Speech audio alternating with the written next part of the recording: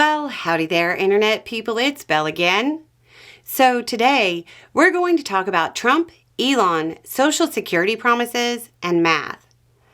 Republicans in Congress are apparently starting to feel the heat from some of Elon's spicier takes when it comes to social safety nets. Even the White House has made comments trying to send a message that's different from Elon's public statements. DOGE reportedly wants to cut 12% of the Social Security workforce, close offices, and alter the way things are done. Many see that as a backdoor to cutting payments and recipients. But really, it's Elon's public statements that are raising the most eyebrows. Recently, he said, quote, "Social Security is the biggest Ponzi scheme of all time." He also recently suggested that $500 billion to $700 billion in cuts to what he called entitlements could be on the way. He said, quote, "Most of the federal spending is entitlements. That's the big one to eliminate." Statements like this and the Commerce Secretary saying that people wouldn't complain if they missed a Social Security payment understandably have recipients nervous. Some of those people must be making calls to their reps. Many are giving off-the-record comments to the press, complaining about Elon's statements, but only a few are publicly saying it. After pointing out that the billionaire isn't worried about needing Social Security, Senator Lisa Murkowski said, quote, "It worries Americans all over the country. This is why Social Security has been kind of viewed as the untouchable from a political perspective."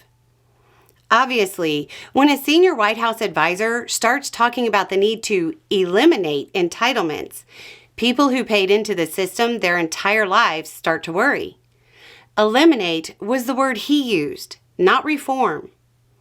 The heat is reaching beyond Capitol Hill. A recent White House press release recently said, quote, "The Trump administration will not cut Social Security, Medicare, or Medicaid benefits."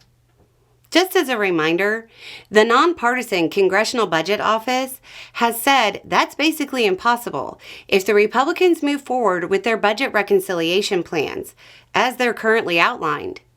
I'll put a video down below going over the numbers in case you missed it. I'd suggest there's a high likelihood the calls to the Hill are only going to grow louder and more frequent. The shakier the economy gets, the more concern people have about the overall state of the economy.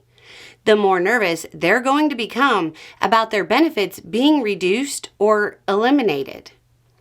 Recently, we talked about Social Security numbers and the percentage of people who rely solely on their benefits to get by.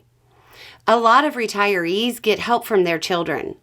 But if their children are in economic straits because of a recession or dealing with tariff-induced stagflation, that help might not be there, which means more people will be relying solely on Social Security benefits.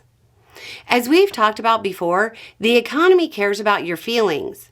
Those people whose parents are receiving Social Security benefits are probably growing concerned over the rhetoric about cuts, which might lead them to put off spending, which in turn could help move us further towards an economic downturn.